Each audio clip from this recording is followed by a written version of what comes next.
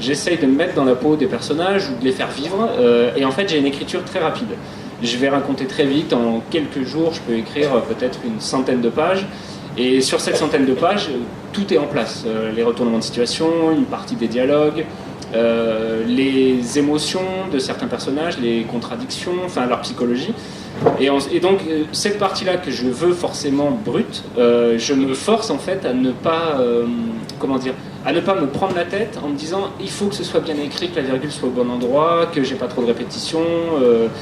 Ce travail-là, dans un premier temps, je l'ignore complètement, et donc quand j'attaque la deuxième phase, où là pour le coup je réécris en me disant bon, je suis sorti de ce travail émotionnel, maintenant je vais dans la forme, je vais trouver vraiment comment on écrit. Et là, je suis très tatillon, c'est-à-dire que je peux être capable de relire 25 fois 2 phrases en me disant il y a un truc qui marche pas, là, il y a un truc trop long, il y a une répétition que je peux éviter ou quoi.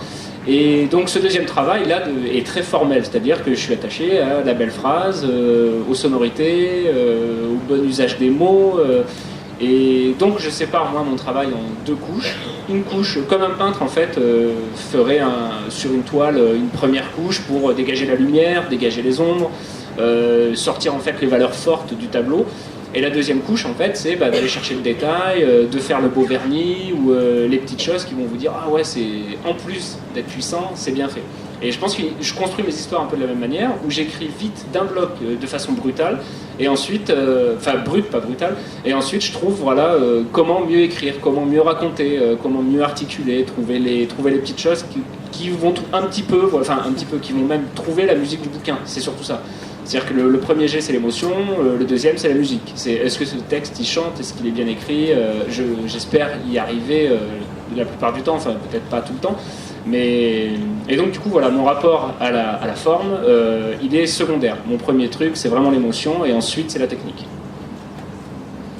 Arnaud, Alexandre, est-ce que vous voulez commenter? Alors, pour ma part je ne suis pas du tout un styliste et je me méfie même beaucoup du style parce que je considère qu'il ne faut jamais préférer le mot rare au mot juste, ne pas chercher à se faire plaisir en faisant comment dire, c'est pas évident à expliquer.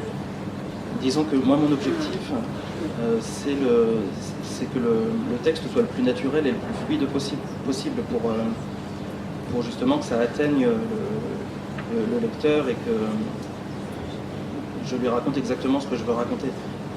Et je me méfie beaucoup du style qui serait surchargé ou qui serait un peu frivole, quoi. Moi, c'est pas du tout ce que j'ai envie de faire et je pense même que ça peut gâcher la chose qu'on a à dire. Mais bon, après, vraiment, chacun voit midi à sa porte pour ça, mais je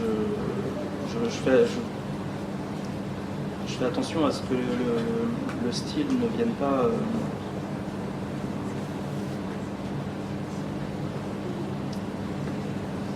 j'arrive pas à expliquer ce mais... Je vois en fait ce que veut dire Alexandre et je suis d'accord avec ça. C'est que dans les univers qu'on écrit, en fait, vous me confirmerez ou pas, on écrit des grands spectacles, que ce soit avec des vaisseaux dans la SF ou que ce soit des princesses, des chevaliers dans des univers très codifiés, très fantasy. Malgré ces histoires-là, elles peuvent l'être, mais elles sont rarement intimistes. Vous avez rarement 2 persos sur 700 pages qui se parlent dans une cellule, quoi. C'est des concepts qui peuvent être très cool, mais on le fait une fois. Et les bouquins qu'on fait nous, en fait, c'est vraiment ça, ce côté grand spectacle. Et si ce grand spectacle est entravé par une pédance parfois voulue, ça arrive des fois de lire des bouquins qui sont hyper bien écrits, mais on se dit putain le mec on fait trop, et moi je peux avoir ce défaut aussi, mais vous pouvez lire une page où ça tourne et ça retourne juste pour faire du beau français, et ça c'est le danger des fois, surtout quand on fait de la fantaisie, de se mettre à parler moyenâgeux, d'utiliser un vieux français, de belles formules, d'avoir des phrases alambiquées sur 6 lignes avec 12 virgules et tout ça.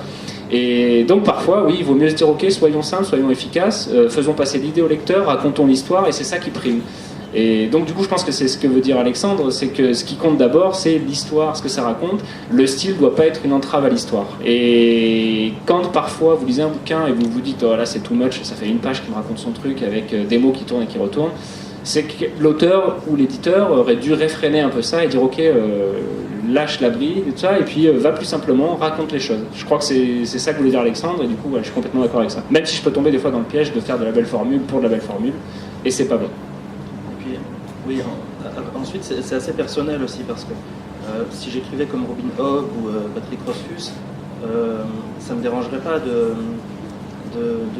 soigner le style, parce que, comment dire, il y a des auteurs qui ont une facilité comme ça à ne pas faire dissonner la poésie de leur texte avec ce qu'ils racontent.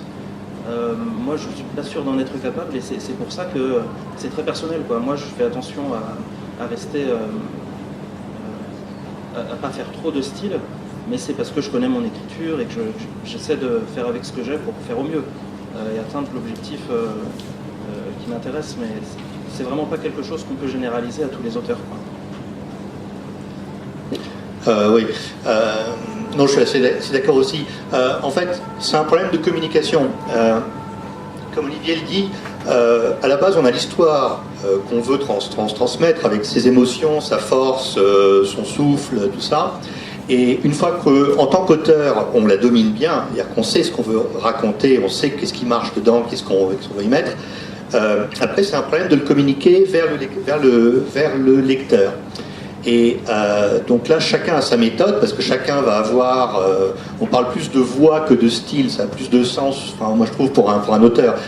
Chaque auteur, il a sa voix, c'est-à-dire qu'il a la manière un petit peu naturelle pour lui de communiquer, la plus efficace. Et le travail sur la forme, c'est vraiment ce travail-là. L'information, l'émotion est dans le texte. Il faut maintenant que le lecteur l'aperçoive comme l'auteur veut le faire.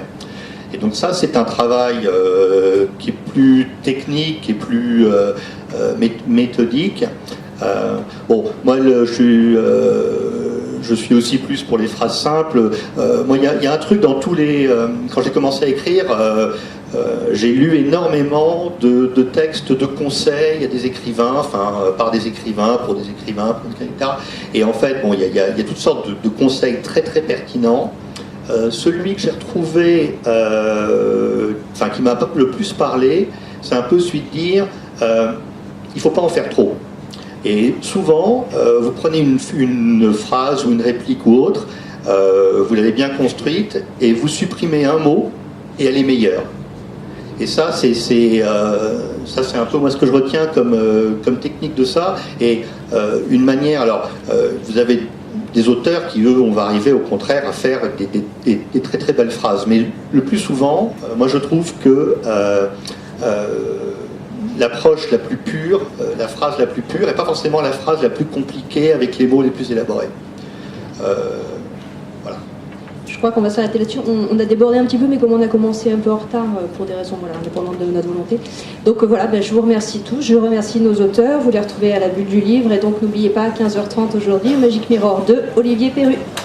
Merci.